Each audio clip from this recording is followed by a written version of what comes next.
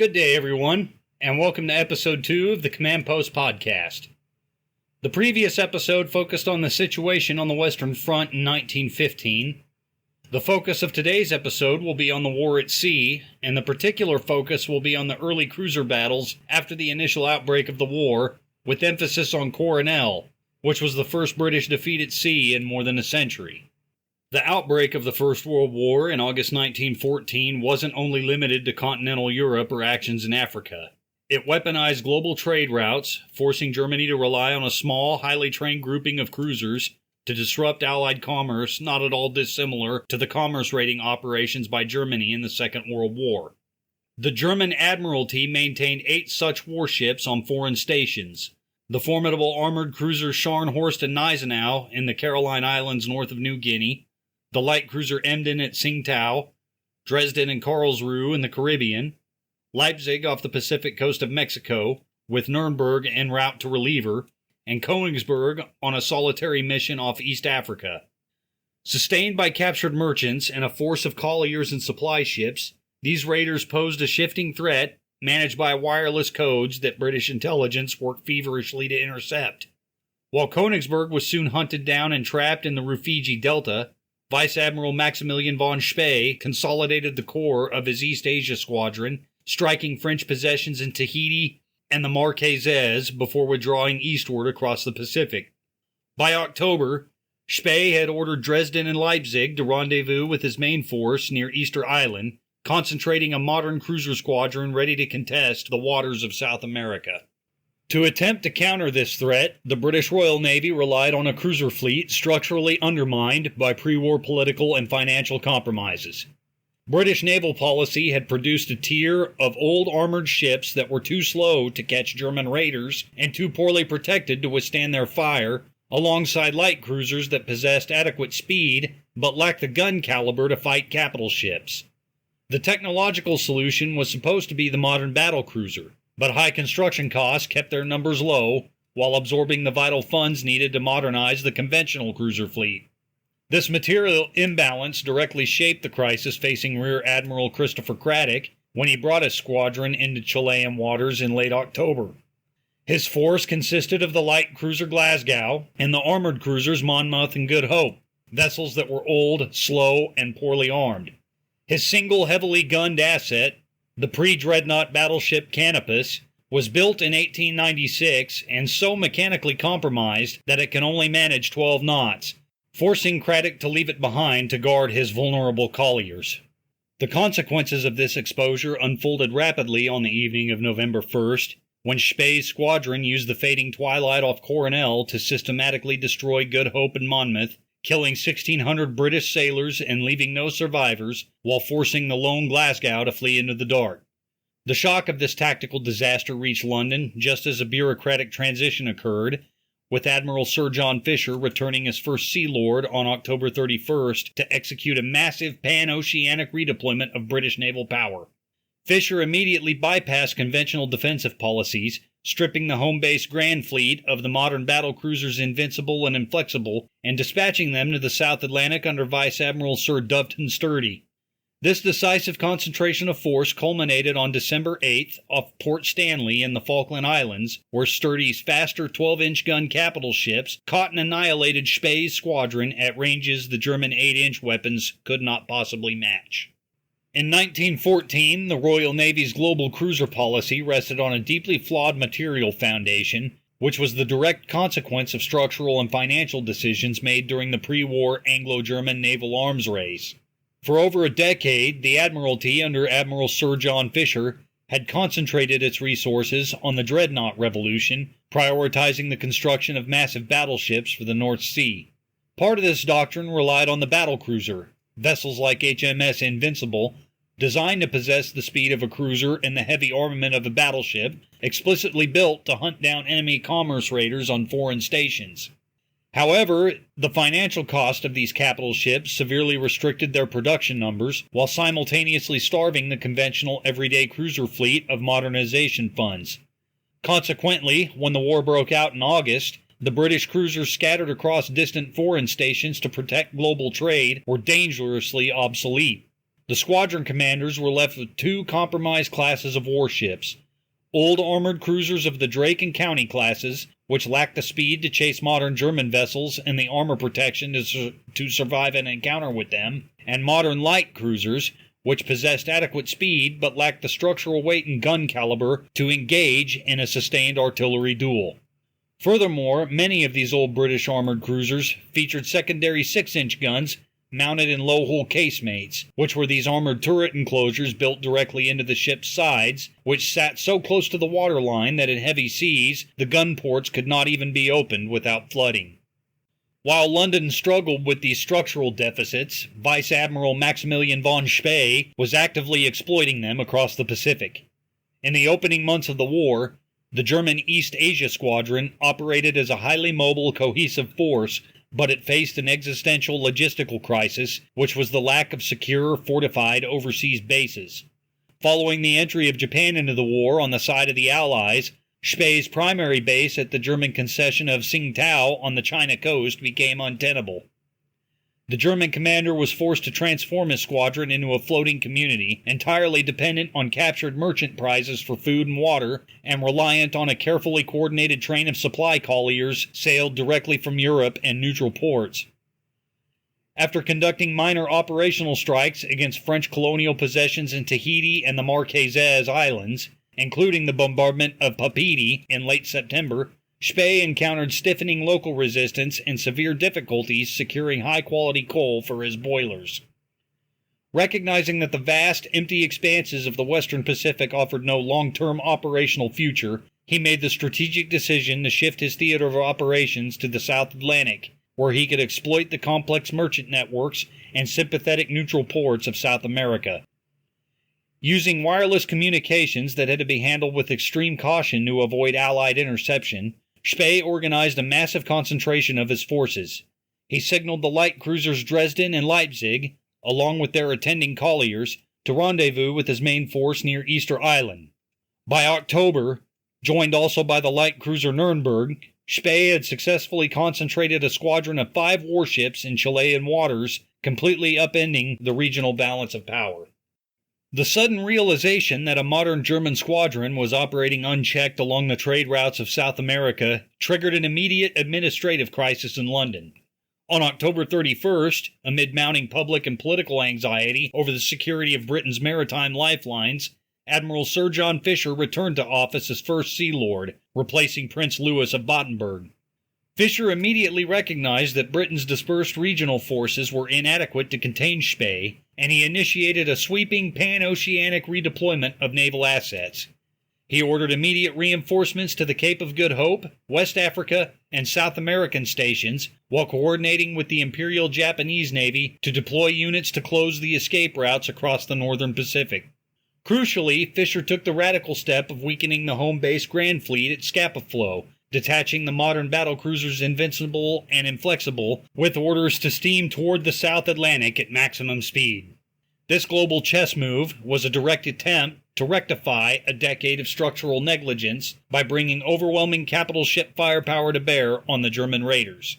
Yet for the men already stationed in the South Pacific, this strategic realignment would arrive too late.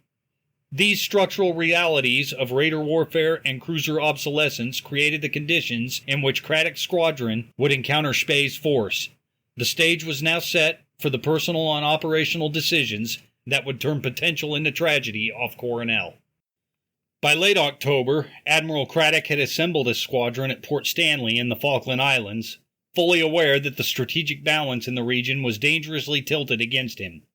His force consisted of his flagship, the armored cruiser Good Hope, the sister armored cruiser Monmouth, the modern light cruiser Glasgow, and a converted passenger liner acting as an armed merchant cruiser, the Otranto. To bolster this fragile collection of ships, the Admiralty had assigned him the pre-dreadnought battleship Canopus. On paper, Canopus brought formidable defensive protection and 4 heavy 12-inch guns to the theater, weapons capable of shattering Spee's armored cruisers. In reality, however, the battleship was an operational liability. Built in 1896, her machinery was severely degraded, and her engineers reported she was incapable of steaming at more than 12 knots. Cradock increasingly viewed Canopus as a mechanical anchor that paralyzed his squadron's mobility. If he adhered to a defensive strategy that tied his movements to the sluggish battleship, he faced a catastrophic operational dilemma. Spee's modern cruisers, capable of maintaining 18 to 20 knots, could easily outmaneuver the British fleet, slip around Cape Horn unhindered, and descend upon the defenseless vital coaling station at Port Stanley. For Cradock, the prospect of the German East Asia Squadron announcing to the world that they had seized the South Atlantic simply by sailing around a Royal Navy squadron too timid to engage was an unbearable humiliation. This operational anxiety was compounded by an acute psychological burden born of recent naval scandals. Just 2 months earlier, in August, Rear Admiral Ernest Troubridge had failed to intercept the German battlecruiser Goeben in the Mediterranean, electing to break off the chase because he believed his armored cruisers were materially outclassed by the German ship's long-range guns. Troubridge was subsequently recalled to London to face court-martial for dereliction of duty. Though he was acquitted, his professional reputation was permanently ruined, sending a chilling wave through the Royal Navy's officer corps. Cradock was acutely aware of this institutional atmosphere. In a private letter to Admiral Sir Hedworth Mew, he wrote with stark clarity, "I will take care I do not suffer the fate of poor Troubridge." Senior officers aboard Glasgow later remarked that Cradock felt profoundly isolated. The Admiralty had explicitly denied his request for the modern armored cruiser HMS Defence, leaving him with the distinct impression that London considered his cautious positioning at Port Stanley as a form of professional malingering. To a commander raised on the aggressive traditions of Lord Nelson, the insinuation of cowardice was far more threatening than enemy shells. He believed that if his squadron did not aggressively seek out the enemy, the Admiralty would inevitably condemn him for failing to bring Spee to action. Cradock's personal temperament further dictated an aggressive solution to his operational dilemma. Captain John Luce, the commander of the Glasgow, observed that Cradock possessed no deeply considered tactical doctrine or operational plan. Instead, Cradock was a man who acted primarily on the impulse of the moment, possessing a constitution that made it practically impossible for him to refuse or postpone an engagement if there was even a chance of achieving tactical success. Acting on these aggressive instincts, Cradock made the fateful decision to split his force. He ordered Canopus to remain behind to escort his vulnerable coal ships through the treacherous waters of the Strait of Magellan, while he pushed ahead into the Pacific with Good Hope, Monmouth, Glasgow, and Otranto to locate the German squadron. Cradock explicitly communicated this deployment to the Admiralty, informing them that the battleship could not keep up with the cruiser sweep and that he was proceeding without her. In London, the High Command failed to grasp the immediate danger. Despite receiving Cradock's signals indicating that he was dividing his force, the Admiralty did not revoke or countermand its standing order to search and fight. In a tragic example of administrative inertia, the Admiralty did draft a telegram changing Cradock's mission from an offensive sweep to a defensive policy of shadowing and reporting, but this message was not dispatched until November 3rd, a full 2 days after Cradock and 1,600 of his men had already gone down. Following the disaster of Coronel, the question of responsibility immediately became a battleground of political and professional survival in London. The First Lord of the Admiralty, Winston Churchill, moved swiftly to insulate the civilian and naval leadership from blame by constructing a narrative of command recklessness. In his subsequent reports, and specifically in his private correspondence with Admiral Sir John Jellicoe, the commander of the Grand Fleet, Churchill laid the entire catastrophe at the feet of the deceased admiral. Churchill argued tenaciously that Cradock had been explicitly and repeatedly instructed in successive telegrams to operate in strict company with Canopus for his own protection. In Churchill's view, it should not have been necessary to constantly remind an experienced flag officer of the basic principles of force concentration. The official Admiralty narrative maintained that Cradock had deliberately violated these foundational tactical tenets, choosing to engage a concentrated modern enemy with a fraction of his assigned strength under circumstances of severe material disadvantage. This defense, however, ignored the contradictory nature of the signal sent to Cradock, which simultaneously demanded that he protect trade by destroying a fast enemy while tying him to a capital ship that made a decisive intercept mechanically impossible. Caught between explicit instructions to keep Canopus in company and the practical certainty that her presence would forfeit any chance of bringing Spee to action, Cradock chose to proceed with his faster but weaker cruisers. That choice, once made, committed the British squadron to an engagement whose outcome would be determined by material disparity and the coming of night. On the afternoon of November 1st, the operational ambiguity clouding the waters off the Chilean coast abruptly dissolved. At 4:20 in the evening, Captain John Luce of the Glasgow, scouting ahead of the main British formation, sighted the distinct heavy smudge of coal smoke rising over the horizon. At a distance of 12 miles, Luce identified the unmistakable silhouettes of the German armored cruisers Scharnhorst and Gneisenau. At the same time, lookouts aboard the armed merchant cruiser Otranto signaled the same contact. Up until this moment, the British command had no definitive intelligence placing Spee's primary capital units on the South American coast. Recognizing the immense stakes, Luce immediately telegraphed Cradock, who was steaming some 50 miles to the south aboard his flagship, Good Hope. Luce then rang for full speed, turning Glasgow toward the northwest to investigate the enemy's movements and maintain visual contact with a force that outgunned him entirely. Upon receiving the contact report, Cradock acted with characteristic aggression, gathering his scattered units to force an immediate decision before the rapidly approaching nightfall could shield his quarry. At 5:10 p.m., he signaled his squadron to converge on Glasgow, organizing his warships into a single line ahead.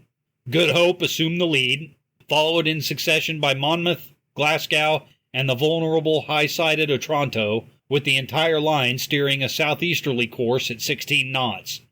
Cradock's tactical reasoning was governed by a critical institutional constraint. Pre-war Royal Navy training heavily favored daylight engagements, leaving his crews poorly prepared and utterly untrained for night fighting. He knew he had to bring the Germans to action while daylight remained if he was to exploit his squadron's numerical superiority in 6-inch guns. However, the very geometry of his approach introduced a fatal physical handicap. By steering southeast, Cradock's ships headed diagonally across a violent Pacific swell.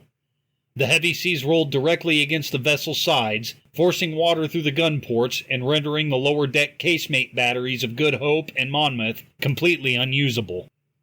With these ports sealed to prevent catastrophic flooding, and given the shorter range of the remaining British 6-inch weapons, Spee's 16 modern 8-inch guns were opposed by only 2 functional British weapons of comparable range, the twin 9-inch bow and stern guns of the Good Hope.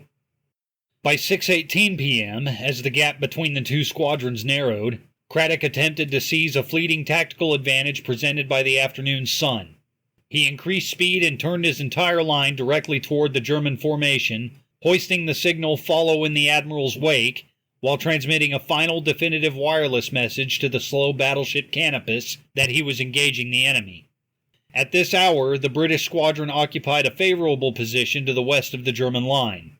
The low, brilliant rays of the setting South Pacific sun shone directly into the eyes of the German gunners, blinding their optics and disrupting their range-finding equipment.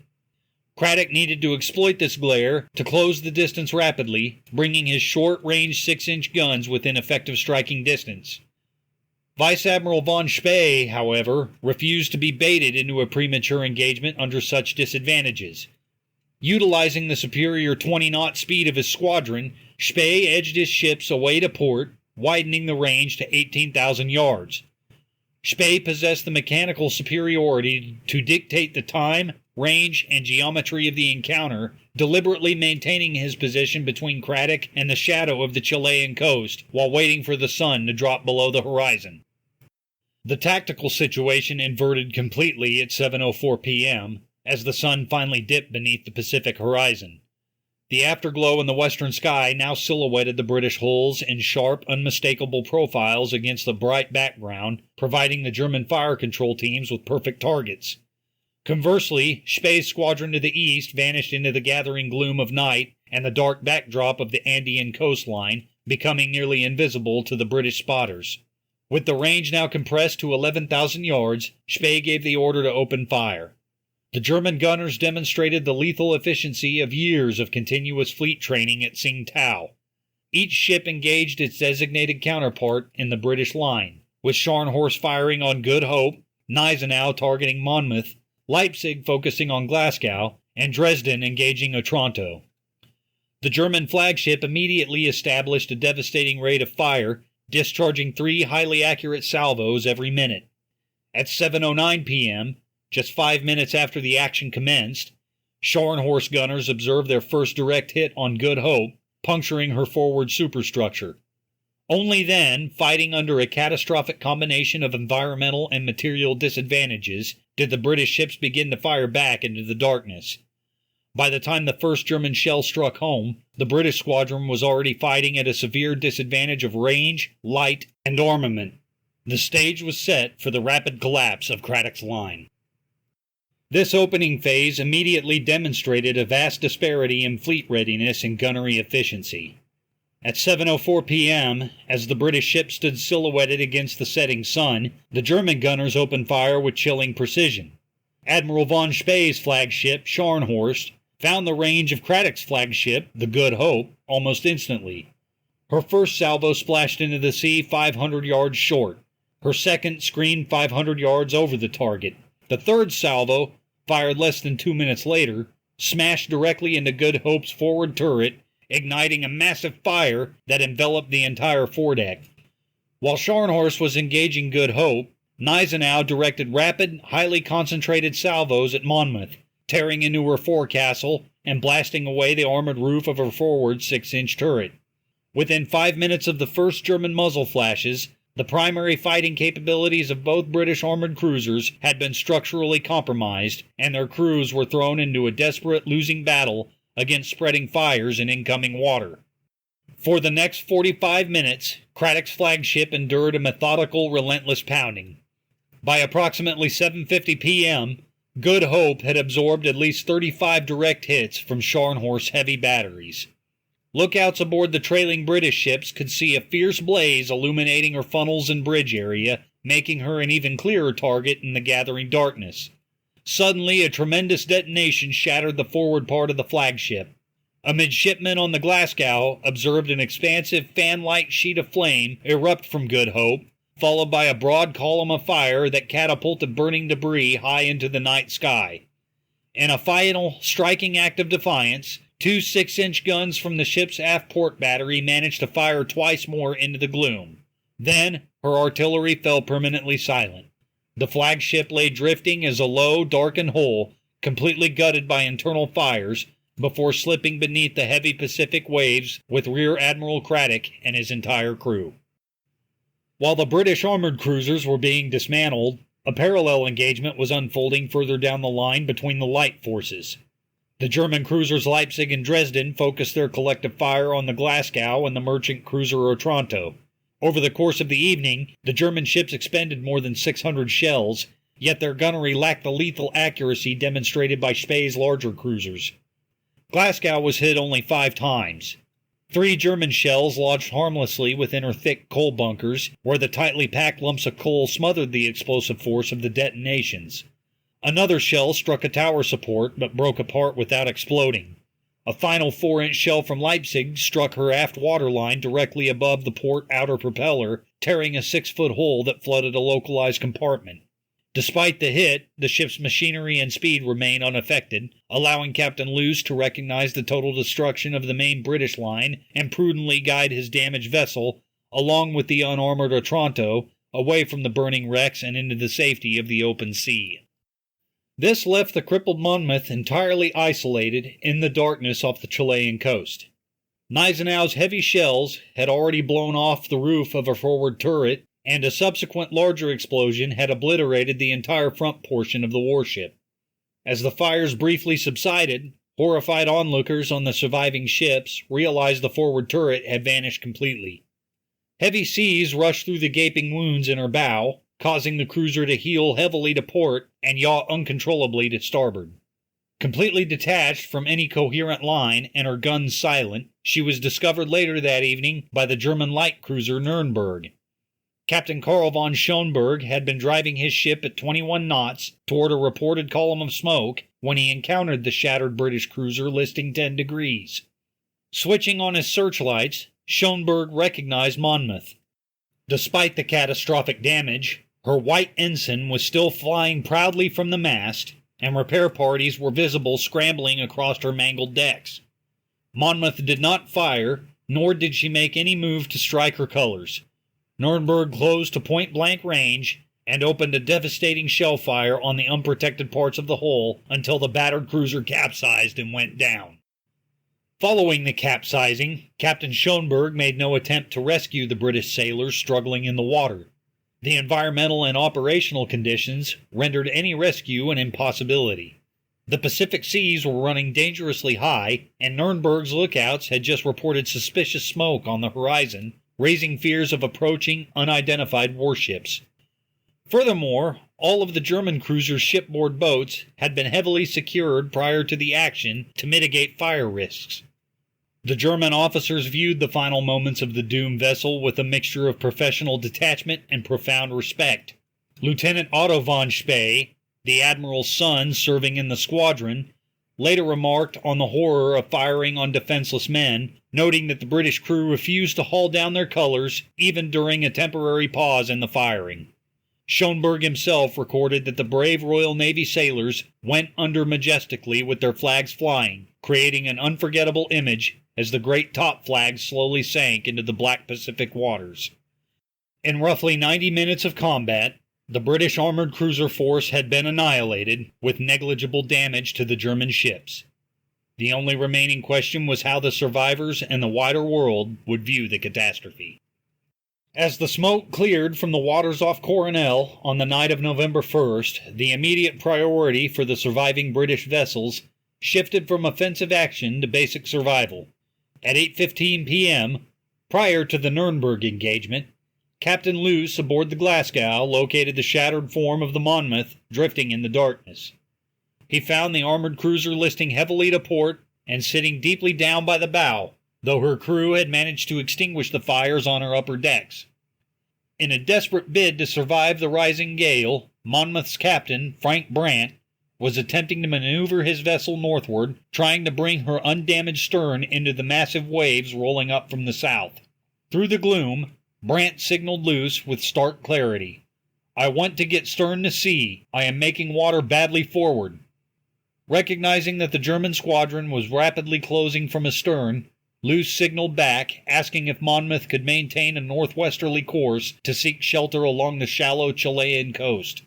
Brandt was unable to comply. For 10 agonizing minutes, Glasgow hung off Monmouth's port quarter, her officers wrestling with a devastating tactical choice. Luce knew that his light cruiser could do nothing to tow or defend the massive crippled armored cruiser against Spee's approaching ships. Realizing that Glasgow represented the only surviving source of intelligence capable of warning the approaching battleship Canopus and the Admiralty in London, Luce reluctantly ordered full speed, turned northwest, and escaped into the open Pacific. On the morning of November 2nd, the tactical reality of the engagement became fully apparent to the victors. Admiral Spee ordered his squadron to conduct a diligent, systematic sweep of the battle area, searching for the shattered hulk of Cradock's flagship, Good Hope, or any definitive floating debris that would confirm her destruction. Sighting reports collected from the lookouts of the light cruiser Leipzig soon confirmed that the British flagship had indeed foundered with all hands during the night. Spee now recognized that he possessed absolute, if temporary, command of the sea along the southeastern coast of South America. To mark the completeness of the victory, the German warships closed on the flagship Scharnhorst, their crews lining the upper decks to break into disciplined cheers for their commander. Spee acknowledged the accolades with characteristic professional restraint, telegraphing a general signal to his squadron, "With God's help, a glorious victory. I express my thanks and congratulations to the crews." Yet beneath this public display of naval triumph, the German admiral harbored no illusions about the long-term strategic viability of his position. This sober assessment governed Spee's actions when his squadron transitioned from the theater of war to the constraints of international diplomacy. At dawn on Tuesday, November 3rd, Scharnhorst, Gneisenau, and Nuremberg steamed into the expansive bay of Valparaiso. To comply strictly with international maritime law, which prohibited more than 3 warships of a belligerent nation from anchoring in a neutral port simultaneously, Spee left his remaining light cruisers, Leipzig and Dresden, out at sea with orders to escort the squadron's vital supply colliers toward the remote anchorage of Massa Fuera.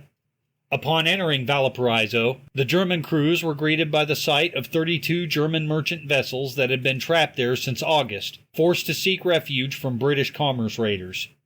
The arrival of the victorious cruisers triggered an immediate wave of nationalistic euphoria among the local German expatriate community. The German ambassador to Chile, Dr. Eckert, alongside Consul General Dr. Gumprich, promptly boarded Scharnhorst to offer congratulations, accompanied by a civilian crowd of merchant officers who packed the flagship's decks. This port call offered a valuable logistical windfall for the undermanned German squadron. Hundreds of merchant seamen from the maroon vessels crowded the docks, eagerly volunteering to enlist in the East Asia Squadron, with many volunteering for the brutal, exhausting labor of coal stokers in the boiler rooms. Spee ultimately accepted 127 of these volunteers, providing a critical infusion of fresh manpower to ships that had been at sea for months without access to regular naval drafts. Yet despite the influx of men and the adoration of the crowds, Spee remained profoundly isolated by his understanding of global naval geography. In a private, highly candid conversation with a retired German naval doctor in Valparaiso, the admiral revealed the fatalism that underlay his operational thinking. He confided that he was now entirely homeless on the world's oceans, noting that Germany possessed no other secure, fortified harbors outside of Europe. Spee stated plainly that his only remaining course was to sail the seas, either doing as much damage to British commerce as possible while his supplies permitted, or a far superior Allied force succeeded in catching his ships. This deep sense of impending doom directly influenced Spee's refusal to permit any public triumphalism during his brief stay in Chile. On the evening of November 3rd, local German residents organized a large reception at the German club in Valparaiso to celebrate the destruction of Cradock's squadron. Spee flatly refused to participate in the festivities. When an enthusiastic attendee raised a glass to propose a toast condemning the Royal Navy, the admiral silenced the room with a cold, severe stare. He declared unequivocally that neither he nor his officers would ever drink to such a sentiment. Instead, Spee raised his own glass, announced to the hushed room, "I drink to the memory of a gallant and honorable foe," and immediately left. Later that evening, as he prepared to return to his flagship, a local woman attempted to present him with a celebratory bouquet of flowers. Spee gently pushed the arrangement aside, remarking to his aides with grim foresight that the flowers would do nicely for his eventual grave. Spee's dignified conduct in Valparaiso could not disguise the fact that his squadron remained a hunted raider far from any secure base. The victory at Coronel had bought time and prestige, but not strategic safety. When detailed accounts of the defeat off Coronel finally reached the British Isles, the sudden and absolute destruction of Cradock's force deeply shook both the public and the naval establishment.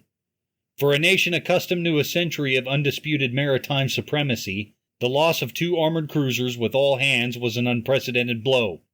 British newspapers immediately split along partisan and institutional lines. Some journals directed their criticism toward Cradock, demanding to know why a commander with an obviously inferior force had chosen to give battle, and questioning why the old battleship Canopus had failed to arrive in time. Other commentators and political figures turned their scrutiny directly upon the Admiralty in London, questioning why the naval executive had dispatched such an inadequate and structurally vulnerable squadron to patrol the South Atlantic and South Pacific in the first place.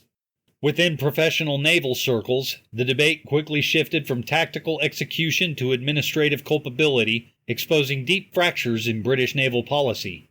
Captain William Sims of the United States Navy observed that the British had committed a fundamental error by leaving obsolete under-armored cruisers exposed to a modern, cohesive enemy force, suffering the natural penalty of underestimating German capabilities. In the North Sea, Vice Admiral David Beatty, commanding the Grand Fleet's battle cruisers, harbored no doubts regarding where the fault lay, privately pointing the finger directly at administrative failures within the Admiralty itself. The central question dividing the naval establishment was no longer how the battle had been lost, but rather who had committed the fatal blunder: the commander on the station, or the bureaucrats in London who drafted his operational parameters. Faced with mounting political fallout, the First Lord of the Admiralty, Winston Churchill, moved decisively to insulate his department from any share of the responsibility for the disaster. Churchill argued that the Admiralty's standing orders had explicitly emphasized the primary rule of naval warfare, which was the concentration of superior strength for a decisive action while avoiding the division of forces. According to Churchill's strategic framework, the pre-dreadnought battleship Canopus was intended to serve as the structural anchor of Cradock's force. Churchill maintained that if the squadron had remained in company with the slow battleship, Spee's modern armored cruisers would never have risked coming within range of her heavy 12-inch guns. In this interpretation, the heavily armored Canopus functioned as a floating citadel, providing absolute tactical security around which the lighter British cruisers could operate safely. This defensive argument formed the basis of the official narrative that the Admiralty quickly codified and distributed to the highest levels of the British government. In a series of communications to Admiral Jellicoe and the Cabinet, Churchill asserted that Cradock had either allowed himself to be caught or had recklessly initiated an engagement using only Good Hope and Monmouth.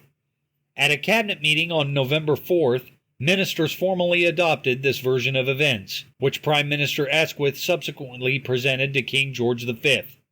The official line dictated that Cradock had acted in direct disobedience of express instructions to keep his whole squadron concentrated, including the Canopus, and had run an unjustifiable risk by seeking out a superior enemy force without his heavy support. While the official record emphasized disobedient recklessness, Churchill concurrently prepared a parallel, more diplomatic statement that reframed Cradock's actions as a heroic, if misguided, act of devotion. This draft proposed that the admiral had consciously sacrificed his squadron in a deliberate attempt to cripple the German East Asia Squadron. The Admiralty suggested that Cradock, realizing he could never force a decisive action against faster ships while restricted by the slow speed of the Canopus, chose to attack with his fast cruisers alone. The calculation, though tragic, presumed that even if his own ships were destroyed, they would inflict enough material damage on Spee's cruisers to ensure their certain destruction by trailing Allied forces. While explicitly repeating that the Admiralty held no responsibility for this tactical decision, the statement generously attributed Cradock's final actions to the highest traditions of naval self-sacrifice.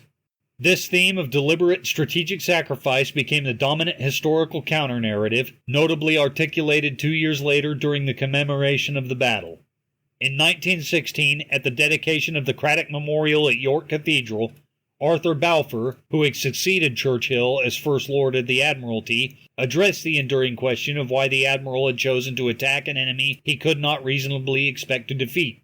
Balfour reminded his audience of the stark logistical realities confronting Spee in the Pacific, isolated from any friendly port capable of conducting extensive hull or machinery repairs.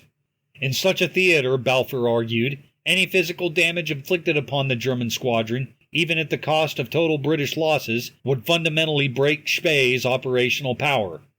If Cradock judged his squadron well sacrificed to neutralize an enemy fleet that threatened global trade lanes, Balfour concluded, then the action represented an act of the highest strategic courage.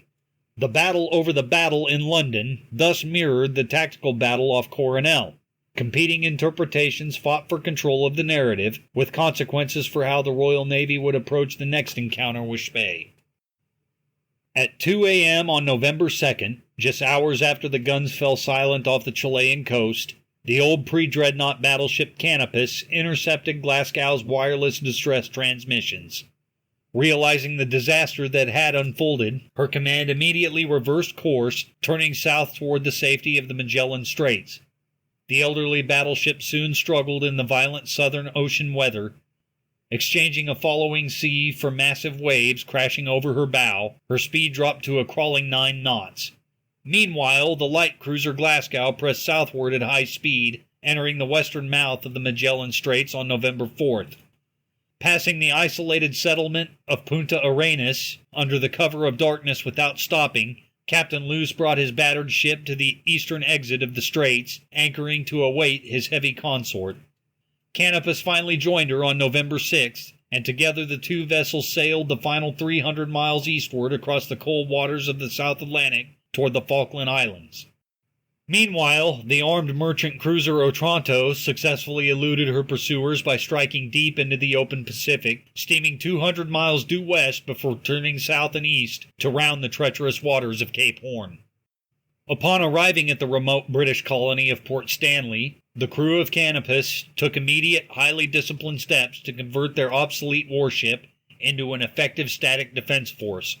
Recognizing that her machinery could no longer compete with modern fleet movements, the battleship was deliberately run aground in the shallow mud behind a low, protective peninsula of sand and rocks, effectively hiding her hull from open sea observation. The crew stripped down her tall topmast and applied splotches of brown and green camouflage paint across her funnels and upper structures to blend into the Falklands landscape. To secure the harbor entrance against a surprise raid by Admiral Spee, engineers strung a defensive line of improvised naval mines constructed from empty oil barrels packed with explosives, wired to be detonated via electrical charges from the shore. On land, 70 Royal Marines from the battleship's complement disembarked with small artillery pieces, digging beach defenses at 3 separate potential landing sites. To coordinate the defensive network, officers established an observation outpost atop the 400-foot peak of Sapper Hill, 2 miles south of the settlement, offering an unobstructed view of the South Atlantic approach, while linking both this lookout and a nearby harbor fire control station directly to the grounded battleship via telephone. While Canopus fortified the South Atlantic outposts, the strategic shock of the defeat at Coronel galvanized the Admiralty in London into assembling an overwhelming retaliatory force. The newly reappointed First Sea Lord, Admiral of the Fleet Jackie Fisher, brooked no delay, immediately detaching 2 ultra-modern high-speed battlecruisers, the HMS Invincible and HMS Inflexible, from the Grand Fleet in the North Sea. Placed under the command of Vice Admiral Sturdy, this powerful detachment was ordered to steam south with absolute urgency to hunt down and eliminate the German East Asia Squadron. Unlike Cradock's obsolete cruisers, these formidable ships possessed a decisive combination of 25-knot speed and uniform main batteries of 12-inch guns, designed specifically to hunt down and destroy armored cruisers from outside the effective range of enemy ordnance. The decisive shift in naval superiority culminated in a devastating tactical surprise on the morning of December 8th. Spee, unaware of the rapid British redeployment, brought his 5 warships off Port Stanley with the intention of destroying the wireless station and seizing the colony's coal stocks. To his profound shock, he arrived to find Sturdy's battlecruisers already anchored inside the harbor, midway through an intense coaling operation. Alerted by the lookouts on Sapper Hill, the British squadron immediately ceased coaling and sortied from the harbor, their powerful turbine engines quickly working up full speed to pursue the retreating German vessels. The engagement that followed was an execution of precision. Sturdy systematically brought his heavy guns to bear at extreme ranges, obliterating Scharnhorst and Gneisenau with salvos that the German 8-inch batteries simply could not match. Recognizing the hopelessness of the situation, Spee gallantly turned his doomed flagship directly toward the British line, providing sacrificial coverage that allowed his lighter cruisers to scatter. The effort was largely in vain. The superior speed of the British pursuers allowed them to run down and sink both Leipzig and Nuremberg, leaving only the light cruiser Dresden to temporarily escape into the maze of the Chilean fjords. Coronel thus proved to be both tragedy and catalyst. The very defeat that cost Britain 2 cruisers and 1,600 lives also ensured that Spee would meet his end under circumstances of British choosing and overwhelming superiority. The disaster off Coronel was a grim demonstration of what happens when a fiercely aggressive commander meets a patient, concentrated, and materially superior opponent. Looking at the entire operational sequence, from Spee's arrival in South American waters, through Cradock's fateful choice to leave the slow battleship Canopus behind, to the brutal one-sided gunnery duel in the Pacific twilight, we see a single connected failure of force concentration. Cradock's desire to maintain tactical speed left his older cruisers exposed to a modern, uniformed German line, while the rough seas and blinding sunset stripped away whatever fighting chance the British possessed. Even Spee's dignified restraint during his brief stay among the cheering crowds in Valparaiso reflected the reality that Coronel was a tactical triumph, but a strategic dead end. The political firestorm that erupted in London over who was to blame ultimately forced the Admiralty to apply the very principles of concentration whose neglect had caused the disaster, turning this shocking defeat into the direct catalyst for massive mobilization of British naval power. On a broader scale, Coronel exposes the harsh realities of independent command and the limits of institutional tradition in the age of industrialized warfare. It proves that sheer offensive zeal can no longer bridge a massive deficit in technology, fire control, and weight of metal. Cradock was a casualty of a naval culture that heavily penalized caution, leaving him to fight a cohesive elite adversary with an inadequate collection of secondary ships. Yet the aftermath also illustrates how a global maritime power can absorb a localized catastrophe, leverage its immense logistical weight, and rapidly reassert control of the seas. The battle permanently altered the Royal Navy's methods, ensuring that future encounters would be decided by calculated material dominance rather than historical reputation alone. In our next episode, we will follow the immediate and ruthless execution of this new doctrine. We will examine how the Admiralty's retaliatory force, centered on the modern battlecruisers Invincible and Inflexible, arrived at the Falkland Islands just in time to catch Spee's squadron in a devastating mirror image of Coronel, shifting the narrative from a shocking British defeat to an absolute, inescapable reckoning. I hope you enjoyed this episode. If you are interested in more from the First World War, I highly recommend the Stories of the Great War podcast by Chris Mowry of Vlogging Through History. His most recent episode, centered around the Battle of Jutland, is excellent. Jutland is one of my favorite naval battles, and if you recall, I wrote a 3-part trilogy on Jutland back in January.